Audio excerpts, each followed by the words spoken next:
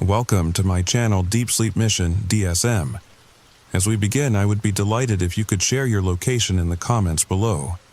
It's truly inspiring to witness how far this content travels and to connect with viewers from across the world. The sound of ticking should be constant, rhythmic, predictable. But when every clock in your house freezes at the exact same moment, night after night, you start to wonder if time itself is trying to tell you something or warn you. I'm about to share something that happened to me last month in my suburban home in Millbrook, Connecticut. Something that still makes my hands shake when I think about it.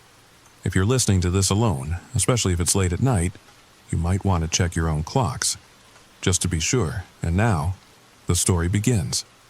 My name is Sarah Chen, and I've always been particular about time.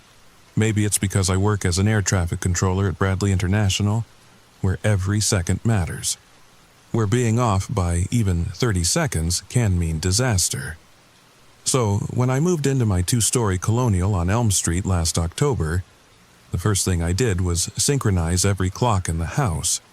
The grandfather clock in the hallway, the digital alarm on my nightstand, the microwave in the kitchen, even the old analog clock in the guest bedroom that came with the house, all perfectly aligned, all ticking in unison. That's why I noticed immediately when something went wrong. It was a Tuesday night, or technically Wednesday morning. I'd woken up with that heavy feeling you get when your body knows it's too early to be conscious. The room was pitch black, save for the red glow of my alarm clock. 3:17 a.m. I groaned and rolled over, trying to fall back asleep. But something felt off. Usually, I could hear the grandfather clock's pendulum swinging downstairs. Its deep tick-tock was like a heartbeat for the house. But now, silence. Maybe it needs winding, I thought. Though I just wound it on Sunday, I dragged myself out of bed, my bare feet finding the cold hardwood floor. The house felt different at night. During the day, it was all sunshine through lace curtains and the smell of coffee. But at 3 a.m., shadows seemed to pool in corners I'd never noticed before. The grandfather clock stood sentinel in the hallway, its brass pendulum frozen mid-swing. The hands pointed to 3:17. Weird, I muttered, reaching for the winding key. That's when I noticed the wall clock in the living room also stopped, also at 3:17. A chill ran down my spine. Though I told myself I was being ridiculous, power surge maybe, but that wouldn't affect the wind-up clocks. I checked the kitchen, the microwave display, 3:17, the oven, 3:17, even my battery-powered clock radio in the den, 3:17. Every single clock in my house had stopped at exactly the same time. I stood in my kitchen, heart hammering, trying to make sense of it. The refrigerator hummed. The dishwasher's cycle light blinked. The power was clearly on. So why? Then I heard it, or rather, I felt it. You know that sensation when someone's watching you, that prickle at the base of your neck? I turned slowly, expecting to see, I don't know what I expected to see. The kitchen was empty, but through the window above the sink, I could have sworn I saw movement in the backyard. Just a flash of something pale against the October darkness. I grabbed my phone to check the time. 3:24 a.m. So time hadn't actually stopped. Just my clocks. All of them. Simultaneously. I spent the next hour resetting every timepiece in the house, telling myself there had to be a logical explanation. Maybe some kind of electromagnetic pulse? I'd heard about those. They could affect electronics, though that didn't explain the mechanical clocks. By 4:30, everything was ticking normally again. I made myself some chamomile tea, sat at the kitchen table, and tried to shake the feeling that something fundamental had shifted in my house, in my life. I didn't sleep the rest of the night. The next evening, I went to bed early, exhausted from work and lack of sleep. I'd almost convinced myself the clock incident was some weird fluke, a story I'd tell at parties. You'll never believe what happened. But at 3:17 a.m., I woke again. This time, I knew before I even looked. That same heavy silence, that same absence of ticking. I grabbed my phone first this time, watched as its display showed 3:17, 3:18, 3:19, while my alarm clock remained frozen. I didn't bother checking the other clocks. I knew what I'd find. Instead, I sat up in bed, listening. Really listening. Because underneath the silence, there was something else. A sound so faint I might have been imagining it. Like whispers, or wind through leaves. But there was no wind that night.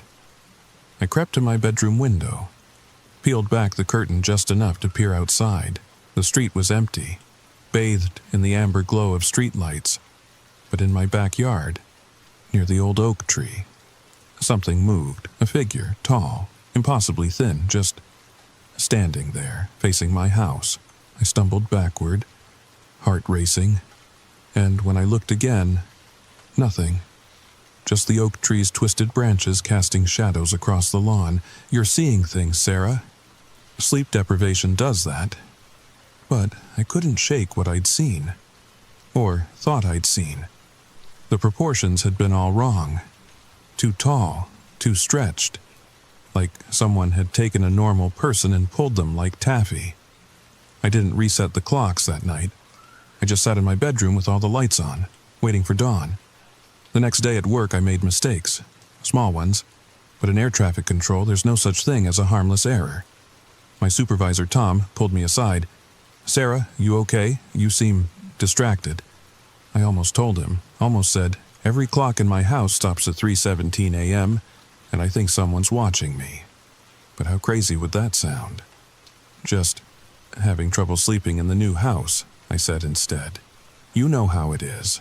New sounds, new shadows." Tom nodded sympathetically.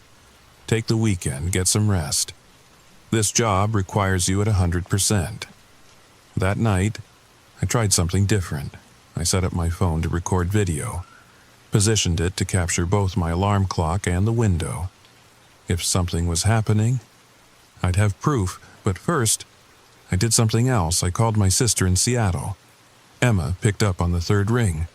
"Sarah, it's like midnight here. What's wrong?" I just needed to hear your voice. I couldn't tell her the truth. She'd think I'd lost it. "New house jitters, you know? You sure that's all? You sound scared." I almost broke down then, almost told her everything. But what would she do? Fly across the country to... what? Watch my clocks with me? "I'm fine. Just stay on the phone with me for a bit." We talked about nothing, her kids, her job, normal things, safe things, things that happened in daylight, in a world where clocks didn't stop and shadows didn't watch. At 3:10, I told her I was feeling better, made her promise to call me tomorrow. Then I hung up and waited. 3:17 a.m. came like clockwork. Pun intended. I woke to that familiar silence, reached for my phone, and watched the recording back. What I saw made my blood run cold. The video showed my alarm clock ticking normally until 3:16, then at 3:17 exactly, it stopped. But that wasn't the terrifying part. In the reflection on the clock's face, barely visible, was my window. And in that window, for just 3 seconds, was a face, not human, not quite. The features were in the right places, but wrong. Eyes too large, mouth too wide. And it wasn't looking at the clock, it was looking at me, at the camera, like it knew I was recording. I dropped the phone, hands shaking so badly I couldn't pick it up again for several minutes. When I finally did, when I tried to replay the video, the file was corrupted, nothing but static. I didn't sleep for the next 2 days. Couldn't. Every shadow made me jump. Every creak of the house sent my heart racing. I called in sick to work. spent my time researching. First, I looked into the house's history. Nothing dramatic, built in 1952, 3 previous owners. The last one, an elderly woman named Margaret Mills, had lived there for 40 years before passing away peacefully in her sleep. At least, that's what the record said. I dug deeper, found an old article in the Millbrook Gazette archives. Margaret Mills had complained to the police multiple times in her final years about prowlers and peeping toms. The police never found anyone. The neighbors thought she was going senile. But one detail made my skin crawl. In her last report, filed just 2 weeks before her death, she'd mentioned that her clocks kept stopping. The officer had noted it as evidence of her declining mental state. I needed to know more. The Millbrook Historical Society was housed in a converted Victorian near the town center. The volunteer behind the desk, a sweet woman named Dorothy, lit up when I mentioned Elm Street. "Oh, you bought the Mills place. How wonderful. It's such a lovely home, though—" She paused, adjusted her glasses. "There were some peculiar stories about that property. Before it was developed, I mean." "What kind of stories?" Dorothy disappeared into the back room, returned with a leather-bound journal. This was kept by one of the original surveyors of the area, 1887. He mentions that particular plot of land several times. She opened to a bookmarked page. The handwriting was cramped, faded, but still legible. "The natives avoid this ground. They say it is a thin place where time moves strangely. I myself have noticed my pocket watch behaves erratically here. It stops, always at 17 minutes past the hour, though which hour seems to vary. The men are growing uneasy. They report feeling watched, especially during the pre-dawn hours." I photographed the page with trembling hands. "Can I see more?" Dorothy flipped through several entries. Each one made my skin crawl more than the last. March 15th, 1887. Jameson claims he saw a figure last night, impossibly tall, he says, standing among the trees. When he called out, it vanished. The men want to move camp. I've agreed. This place feels wrong. March 18th, 1887. 3 miles from the original site. Yet my watch stopped again at 17 past 3 this morning. I was alone in my tent when it happened, alone. Yet I felt eyes upon me, many eyes. When the watch resumed, there were scratches on the tent fabric. From the outside, long, deliberate marks. We leave at dawn. Dorothy closed the journal. There's more, but it becomes incoherent toward the end. The surveyor, Edmund Cross, was admitted to Hartford Asylum 2 months later. He kept insisting that time was hunting him. What happened to the land after that? It sat empty for decades. No one would buy it, until the post-war housing boom in the 1950s. Developers didn't care about old stories. They just saw prime real estate. I thanked Dorothy and left, but not before she grabbed my arm.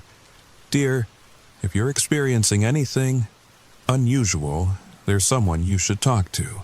Professor Marcus Webb at Central Connecticut State. He studies, well, let's call them temporal anomalies. He's helped others from your street. Others. Plural." I met Professor Webb the next day in his cluttered office. He was younger than I'd expected, maybe 40, with intense green eyes behind wire-rimmed glasses. "Miss Chen," he said before I could even introduce myself properly. "Elm Street. The clocks stop at 3:17. You've seen it, the Thin Man. How did you—" "Because you're the 4th person from that street to find me in the last decade. Please, sit. Tell me everything." I did, every detail. He listened without interrupting, occasionally jotting notes in a leather journal disturbingly similar to the surveyor's. When I finished, he leaned back. "What do you know about liminal spaces? Like airports, places of transition?" "Exactly, but time has liminal spaces too, moments of transition. 11:59 to midnight, 2:59 to 3 o'clock during daylight savings, and 3:17 a.m. Well, that's special. Why?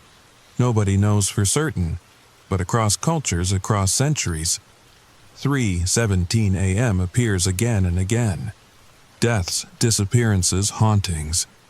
It's as if the universe hiccups at that precise moment.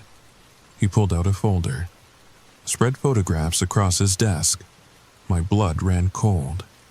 They were all different, taken in different decades, judging by the quality, but they all showed the same thing, a tall, impossibly thin figure, sometimes in windows, sometimes in doorways, sometimes just standing in the background of family photos, unnoticed until later.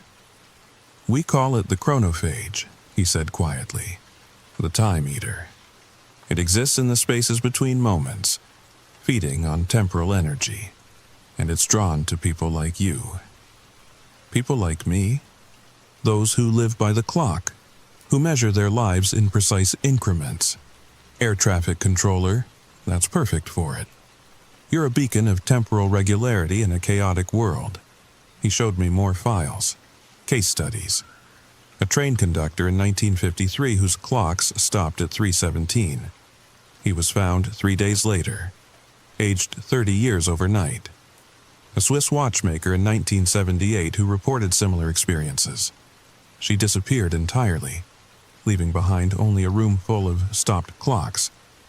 "But there have been survivors," Webb said, noting my growing panic. "People who broke the pattern, who refused to be prey."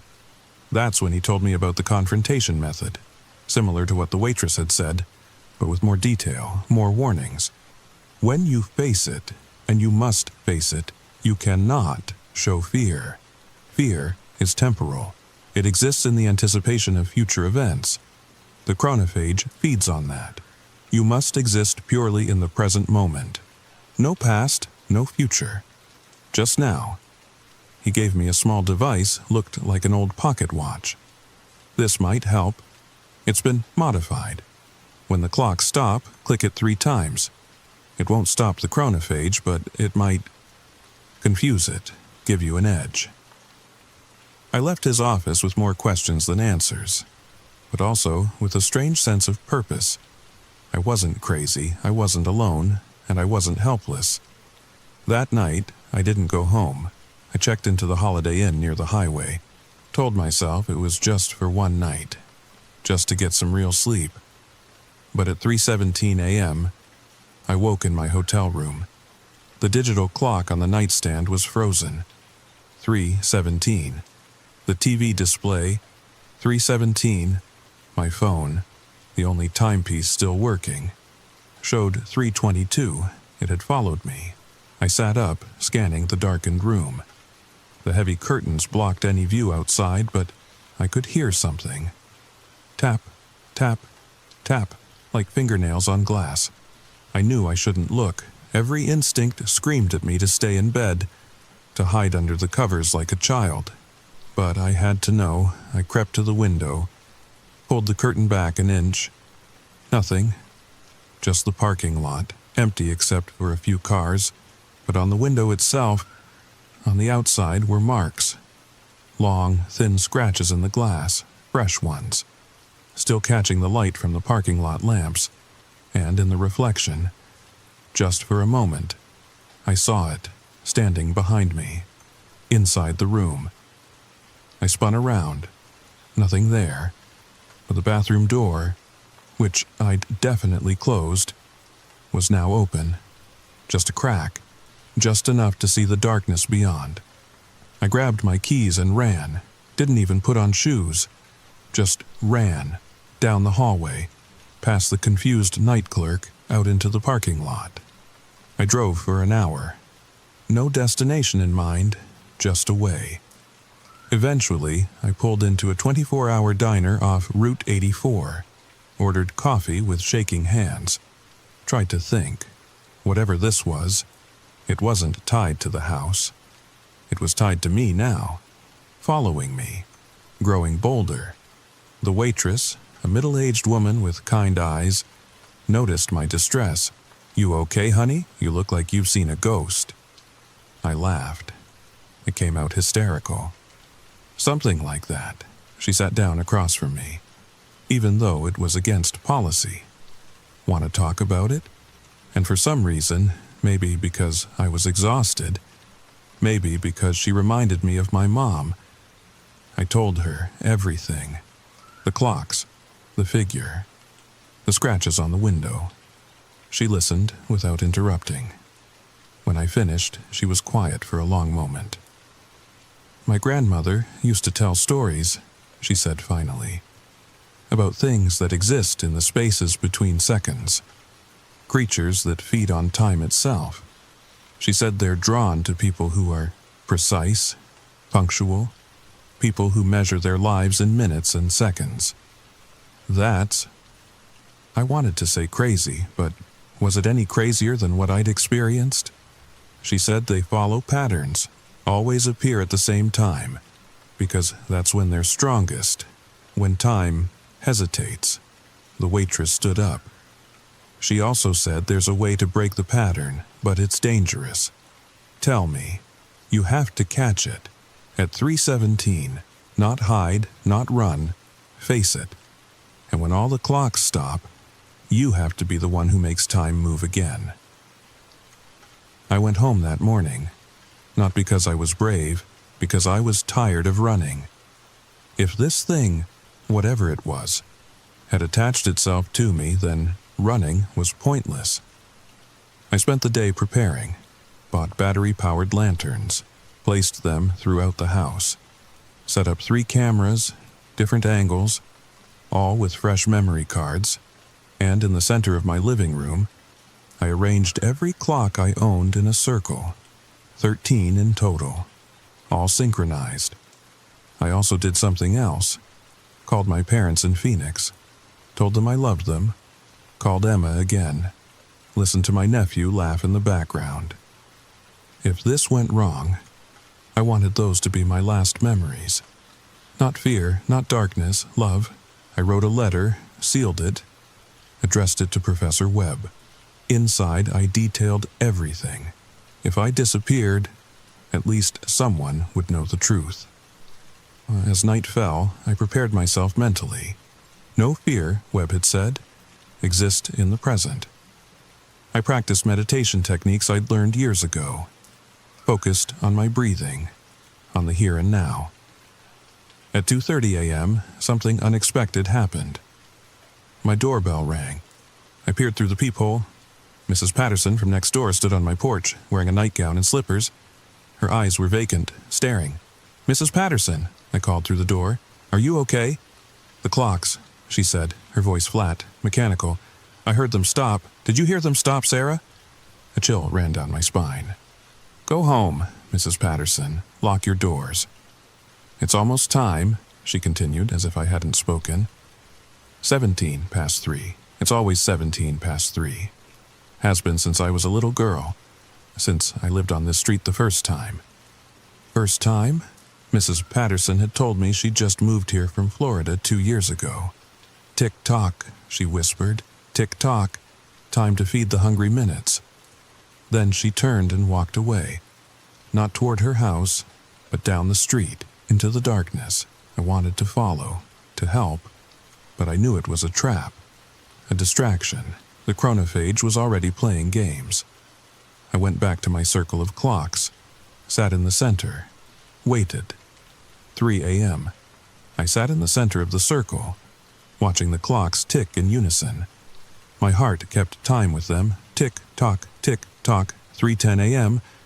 The house began to feel different, colder. The shadows seemed to deepen, to gain weight. 3:15 a.m. I heard it. Footsteps on the porch, slow, deliberate. The doorknob rattled, even though I knew I'd locked it. 3:16 a.m. The footsteps moved around the house, past the living room window, past the kitchen, circling, like a predator stalking prey. 3:17 a.m. The clocks stopped, all of them, in perfect unison. The sudden silence was deafening, and then the front door opened. I hadn't heard it unlock, it simply opened. And there it stood. The waitress's grandmother had been wrong about one thing. This wasn't a creature that existed between seconds. This was something that existed outside time altogether. Something that had found a crack in reality at 3:17 a.m. and was using it to enter our world. It had to duck to fit through the doorway. Its limbs were too long, joints in the wrong places. Its face, I can't properly describe its face, features that shifted and blurred, like looking at someone through running water. It moved into the room with horrible grace, approaching the circle of frozen clocks, approaching me. But I remembered what the waitress had said. When time stops, be the one who makes it move again. I reached for the nearest clock, an old wind-up alarm clock, and forced the minute hand forward. It resisted, like moving through molasses, but it moved. 3:18. The creature made a sound. Not quite a scream, not quite static, the sound of time being torn. I grabbed another clock, pushed the hands forward, 3:18. The creature stumbled. Its form flickered, becoming more transparent. Another clock. Another. Each one harder than the last, like the universe itself was fighting me. But I kept going. 3:18, 3:18, 3:18. With each clock I changed. The creature grew weaker. Its horrible limbs began to fold in on themselves. The doorway it had entered through began to shrink. The last clock was the grandfather clock. I had to leave the circle to reach it. Had to pass within inches of the writhing thing. It reached for me. Fingers like icicles brushing my arm. Burning cold, but I made it. Grabbed the clock hands. Forced them forward. 3:18. The creature shrieked. A sound that shattered 2 windows and made my ears bleed. Then it collapsed, folding in on itself like origami in reverse, until it was gone. The front door slammed shut. The clocks began ticking again. All of them. In perfect synchronization. But something else happened. Something Professor Webb hadn't warned me about. As the chronophage vanished, I saw things. Flashes. Memories that weren't mine. The surveyor, Edmund Cross, stumbling through the woods. Clocks hanging from every tree branch. All stopped at 3:17. Margaret Mills, younger, standing in this very room, facing the same creature.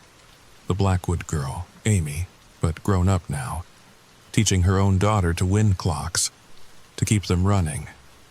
Always running. And more. Dozens of people, hundreds, all connected by this moment, this place, this thing that fed on time. I understood then. The chronophage wasn't destroyed, it was merely displaced, pushed back to wherever such things wait, and it would return. Maybe not to me, maybe not to this house, but somewhere, somewhen. Another person would wake at 3:17 to silent clocks and watching shadows. The modified pocket watch Webb had given me was cracked, its face spider-webbed with fractures. Inside, impossibly. The gears were running backward. I collapsed on the floor. Exhausted. Triumphant. And then I noticed something that made my victory turn to ash. The cameras I'd set up. All 3 of them. Their displays showed the same thing. 3:17 a.m.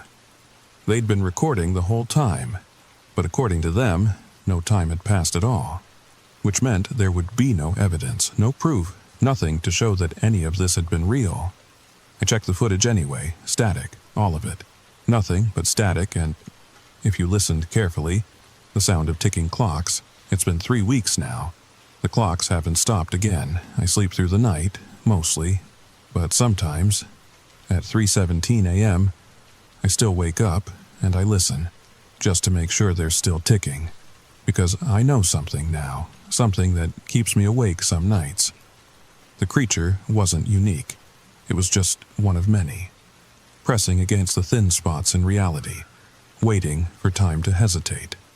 And there are so many thin spots, so many moments when time stutters. 11:11, 12:34, 4:44. How many of them are watching? How many are waiting? I still work at the airport, still track time down to the second. But I've made some changes. I've removed most of the clocks from my house, kept just a few, enough to know what time it is, but not enough to create a pattern, not enough to attract attention. I stay in touch with Professor Webb. He tells me I'm one of the lucky ones, that my confrontation was clean. Some people, the chronophage leaves pieces behind, temporal echoes. They see moments before they happen, live Tuesday before Monday, age backward every third Thursday. Mrs. Patterson never came home that night. The police found her 3 states away, with no memory of how she got there. She claimed she'd lost a week, though only 8 hours had passed. She moved away shortly after. I don't blame her. But I know it's still out there, or others like it, because sometimes, just sometimes, when I'm driving home late at night, I'll pass a house where every window is lit, where someone else is awake at 3:17 a.m., checking their clocks, making sure they're still ticking, and I wonder if I should stop. Knock on their door, warn them. But what would I say? How do you tell someone that time itself can be a trap, that punctuality can be a curse, that there are things waiting in the moments between moments? Hungry for those who measure their lives too precisely? You don't. You can't. All you can do is hope they figure it out in time, before the clocks stop, before the door opens, before they learn what I learned. Some things are meant to remain outside of time, and some doors, once opened, can never truly be closed. But there's one more thing I haven't told you, one detail that keeps me awake even now, weeks later. After the confrontation, after the chronophage vanished, I found something in my backyard, near the old oak tree where I'd first seen it standing. The ground was disturbed, churned up like something had been digging, or climbing out. I got a shovel, started digging. 3 feet down, I found them. Clocks, dozens of them, all different types, different eras. Pocket watches from the 1800s, digital watches from the 1980s. Even a sundial cracked down the middle, and with them, photographs.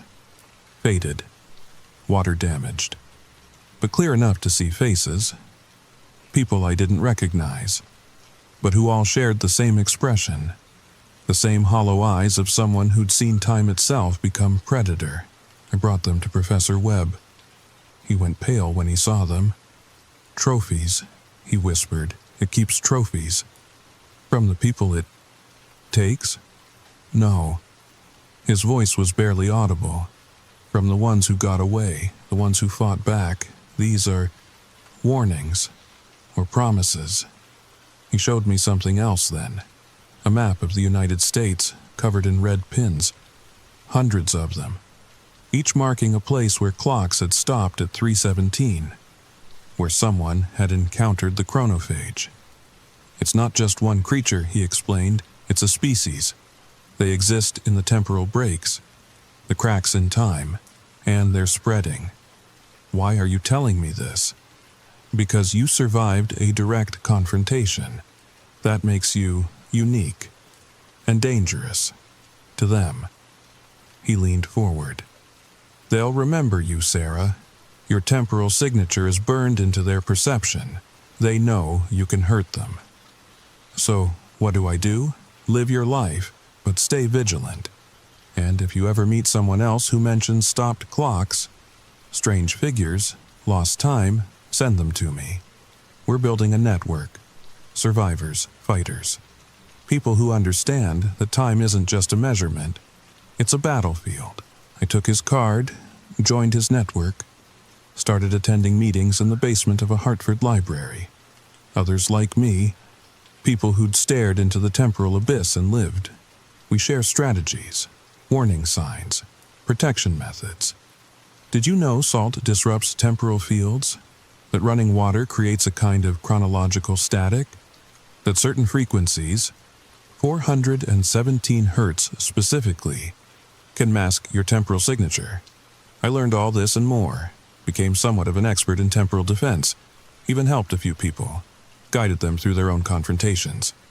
But the nightmares never stopped. Every night, I dream of clocks, endless rooms full of them, all ticking at different speeds, different rhythms, creating a cacophony that drives me to the edge of madness. And in the center of it all, the chronophage, waiting, watching. Sometimes I wonder if I really won that night, or if I just postponed the inevitable, because time always wins in the end. We age, we die, we become memories, then forgotten memories, then nothing at all. Maybe that's what the chronophage really is, not a monster, not an alien, just time itself, given form and hunger. The universe's way of reminding us that every second we steal from eternity must eventually be paid back, with interest. But until that payment comes due, I keep living, keep working, keep checking my clocks at 3:17 a.m. just to make sure they're still ticking, because as long as they tick, I know I'm still here, still fighting, still defying whatever waits in the spaces between seconds. And if you've made it this far in my story, perhaps you're a fighter too.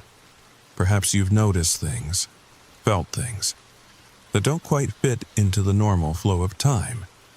Perhaps you've woken at 3:17 a.m. for no reason, heart pounding, certain that someone or something was watching.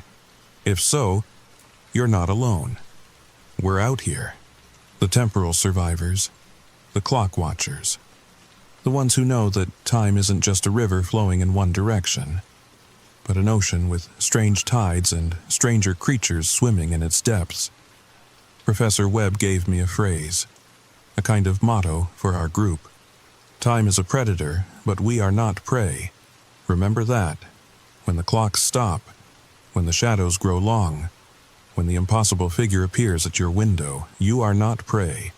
You are a guardian of your own timeline, a defender of your personal now, and you have more power than you know. The chronophage feeds on fear, on the anxiety of future moments, and the regret of past ones. But if you can learn to exist purely in the present, to make each second a fortress of absolute now, you become indigestible to it, unpalatable, dangerous. So live.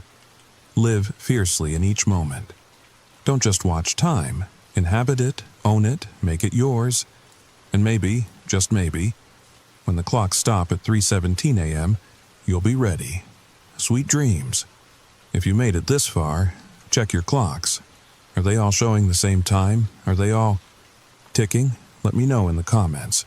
And if you've ever experienced something similar, something that happened when time seemed to stop, I'd love to hear about it. Hit subscribe if you want more true stories from the spaces between seconds. And remember, it's not paranoia if something's really watching. Sleep tight. Story number 2. They found my grandmother with her fingers fused to the walls. That's not how the police report described it, of course. The official cause of death was a stroke. Peaceful, they said. Natural causes. But I saw the photos the coroner didn't want me to see. I saw what really happened in that house on Maple Street. And I know why she spent her last moments trying to claw her way out of her own home. My name is Sarah Chen, and if you're listening to this late at night, cozy in your bed, thinking this is just another creepy story to help you drift off to sleep, I need you to pay attention, because what happened in Willow Creek isn't over. It's spreading, and after what I discovered in my grandmother's attic, I think it might already be too late, but I'm getting ahead of myself. Let me start from the beginning. From the day I first noticed that not a single bird would fly over that cursed town. The story begins now. The GPS died exactly at the town limits. One moment, the robotic voice was guiding me through the Colorado mountain passes. The next, nothing but static. My phone showed full bars, but every app that needed location services just stopped, like Willow Creek existed in some kind of dead zone that technology couldn't penetrate.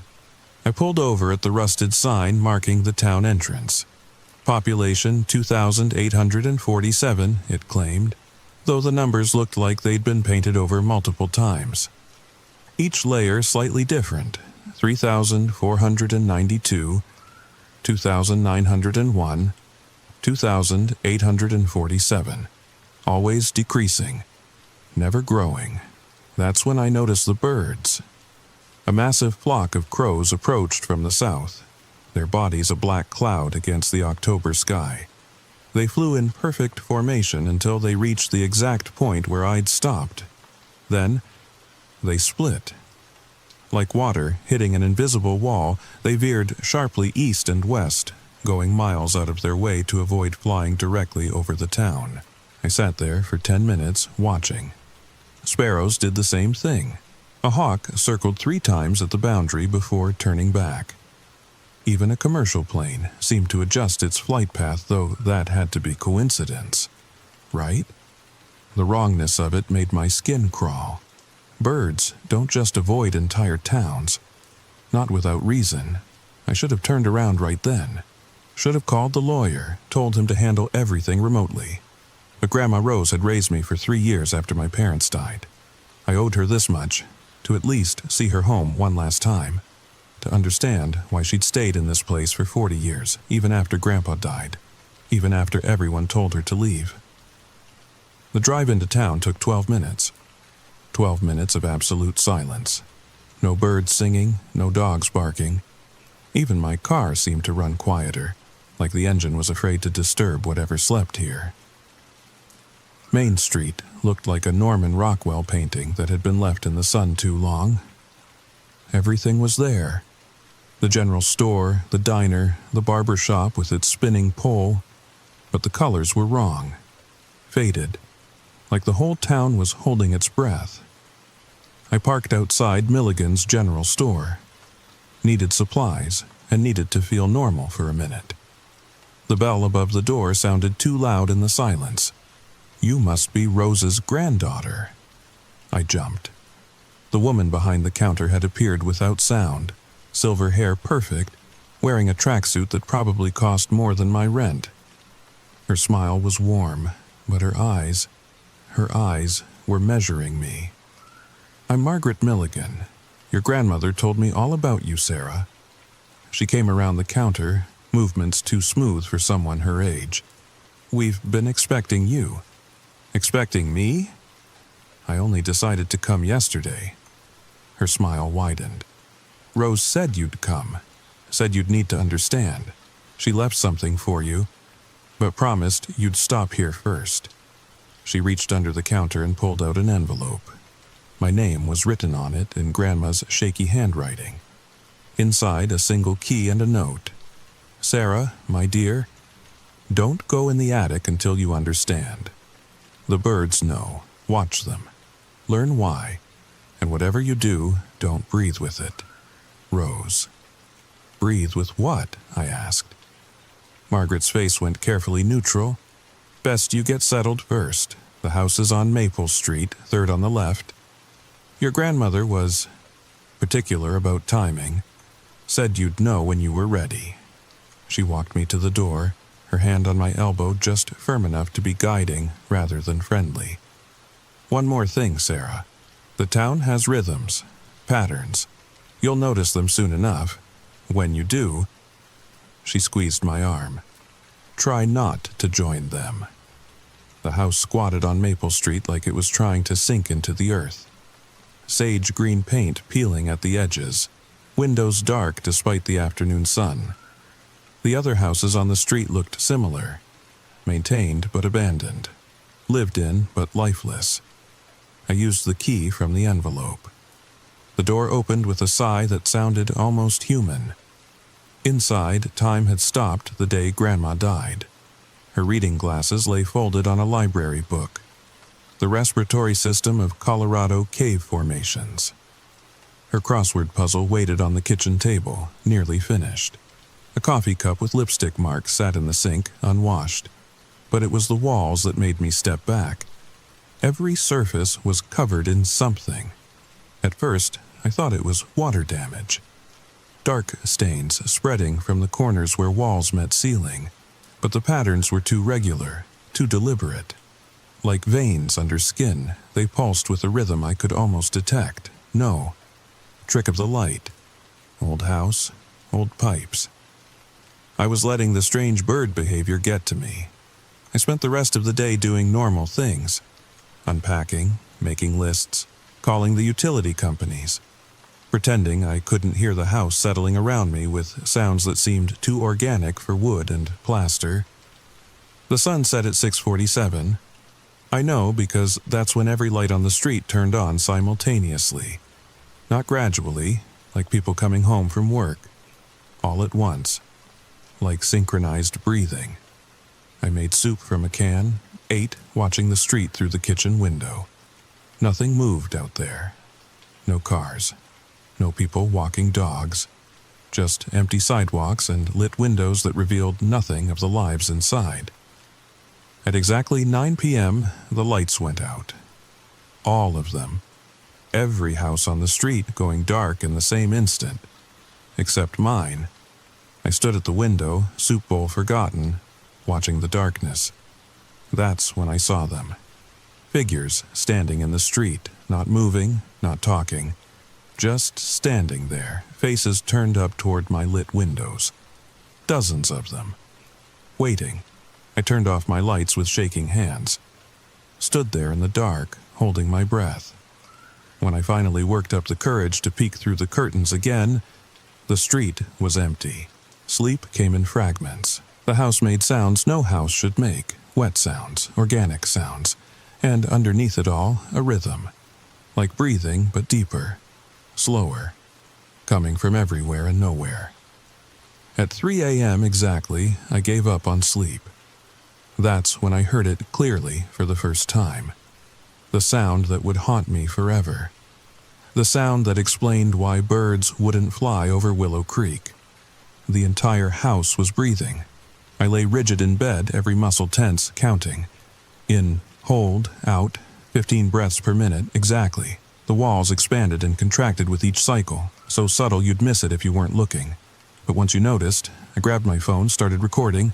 The timestamp showed 3 a.m. The breathing had started exactly then. Like clockwork, like something scheduled. By 3:30, I couldn't stand it anymore. I crept downstairs, bare feet silent on the old wood. The breathing was everywhere. In the walls, the floors. Even the air itself seemed to pulse with it. The dark stains I'd noticed earlier were more visible now, glowing faintly with some kind of phosphorescence. In the kitchen, the crossword puzzle had changed. I was sure of it. Where before there had been empty squares, now words filled the spaces. But not in Grandma's handwriting. The letters were shaky, uneven, like someone writing with their non-dominant hand. Or something learning to write for the first time. 1 across, Sarah. 5 down, understand. 7 across, attic. My hands shook as I picked up the puzzle. Underneath, another note in Grandma's writing.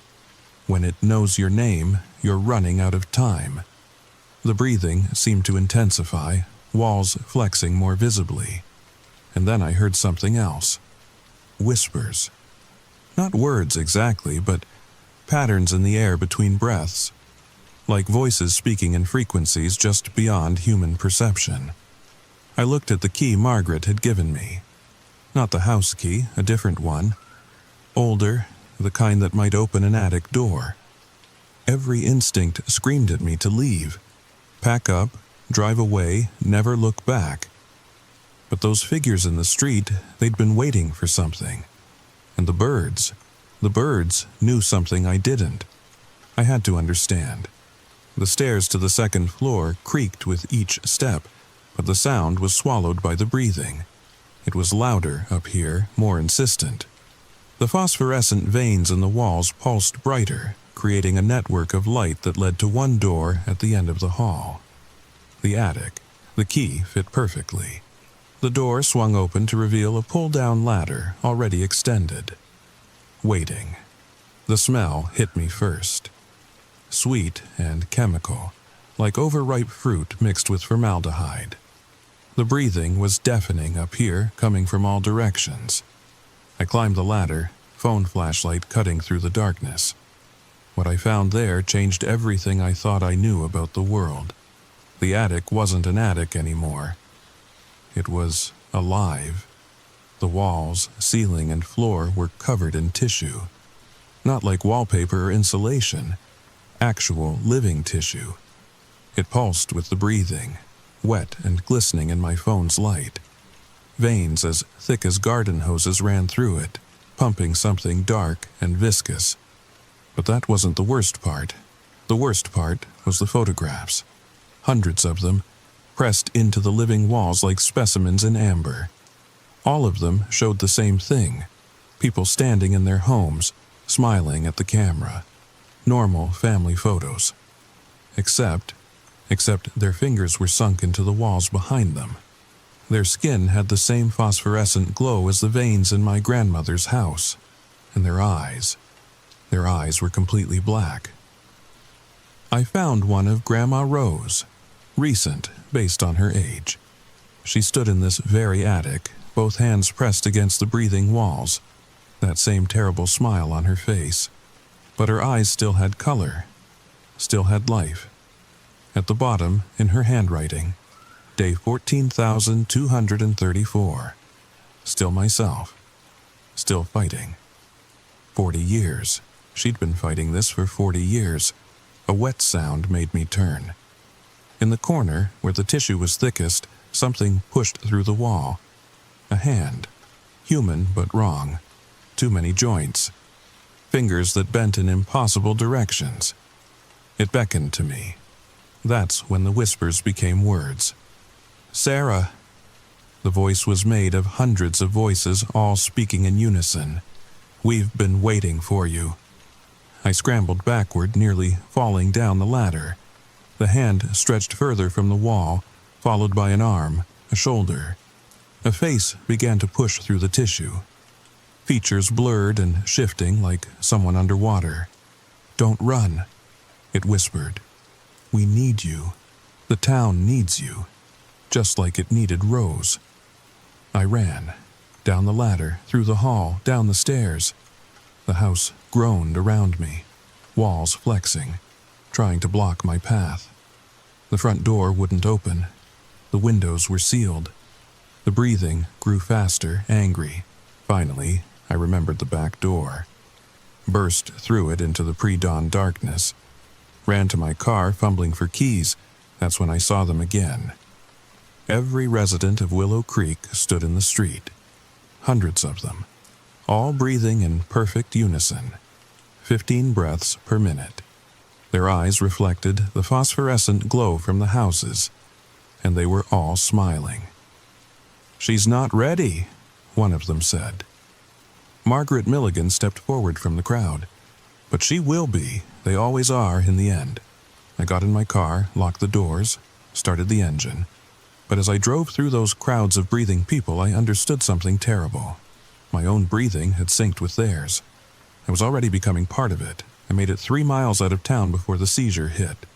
One moment I was driving, hands death-gripped on the wheel. The next, my lungs simply stopped working. Not like holding your breath, like forgetting how to breathe entirely. My body convulsed, the car swerving across the empty road. Somehow, I managed to pull over before blacking out. I woke up in the Willow Creek Medical Center.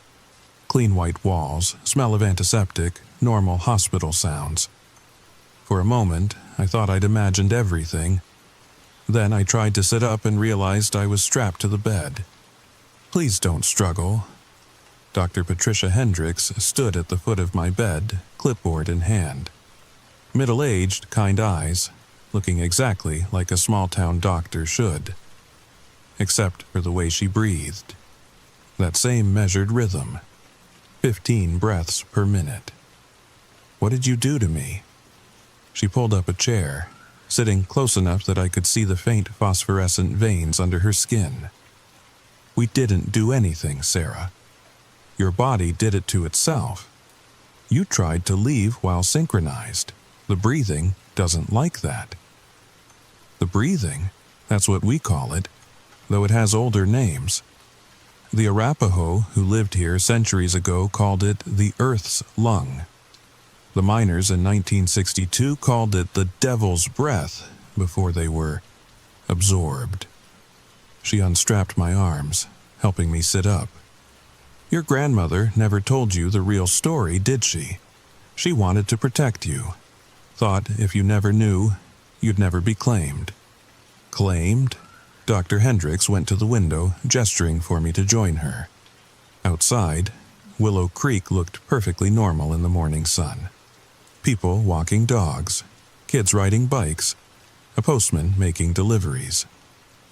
In 1962, the Hadley Mining Company was drilling a new shaft. They broke through into a cavern system that shouldn't have existed. The geology was all wrong, but what they found down there... She paused. Have you ever wondered if the Earth itself might be alive? Not metaphorically, literally. A single vast organism that we live on like bacteria on skin? I stayed silent, watching a kid bounce a ball in perfect rhythm. 15 bounces per minute. They found proof, a massive organ system kilometers deep, living tissue older than multicellular life, breathing, thinking in its slow way. And when they broke through, they woke it up. That's impossible. Is it? You've seen the walls, felt the breathing. Your grandmother spent 40 years documenting it. She handed me a thick folder. Her real research. Not the newspapers in the attic. Those were for visitors. This is the truth. I opened the folder. Medical charts, tissue samples, photographs of the thing underground. Massive, pulsing chambers that looked more like organs than caves, and growth charts showing how it had spread.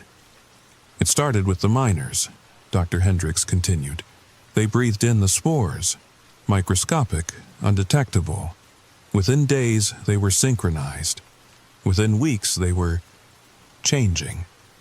The company tried to contain it, sealed the mine, evacuated the town, but it was already too late.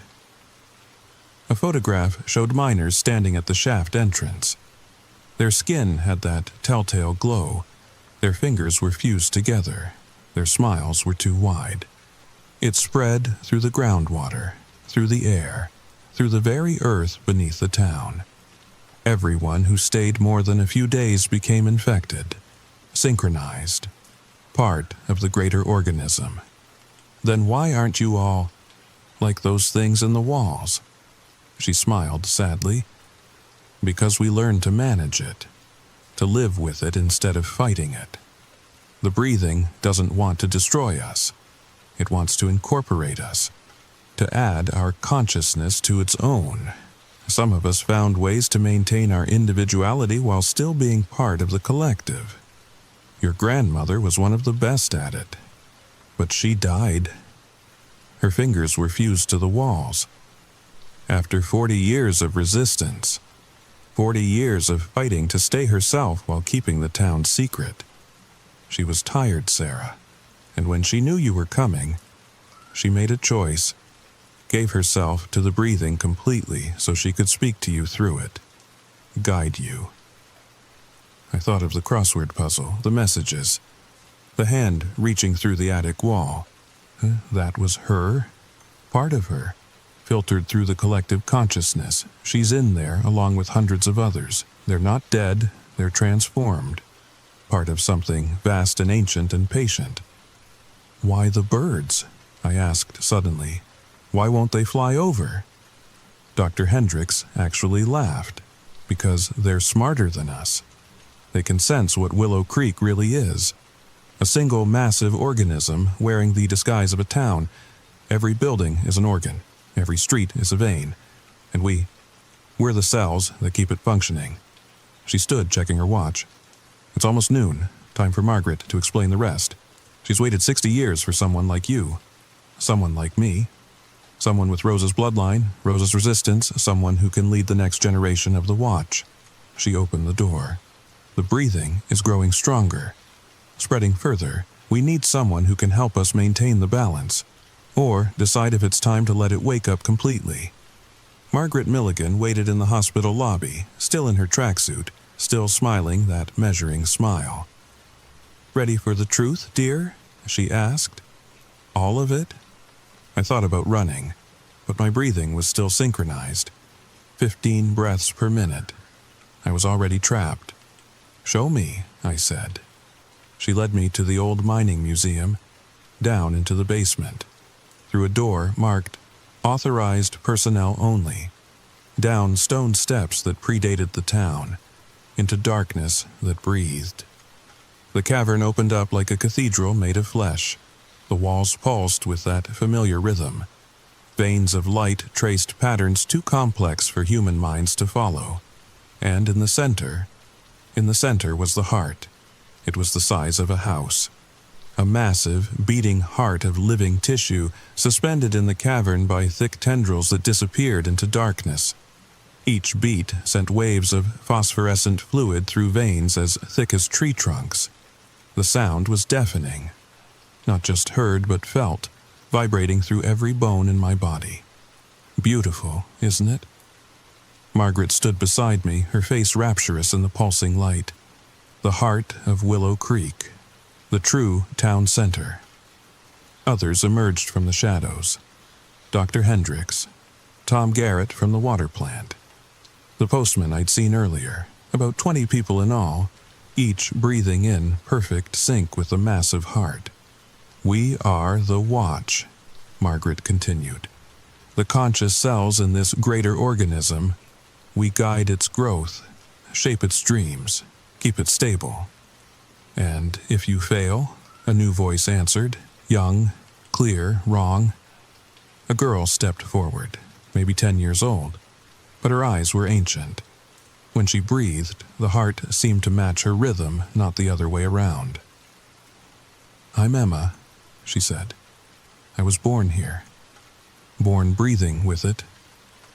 I've never known anything else." She touched the nearest wall, and veins of light spread from her fingers. "The old watch is failing. People like Margaret, like your grandmother, they resist too much, fight too hard. The breathing needs acceptance, unity. It needs us to stop seeing it as other and start seeing it as self." "She's the future," Tom said quietly. "Kids like her, born into the synchronization.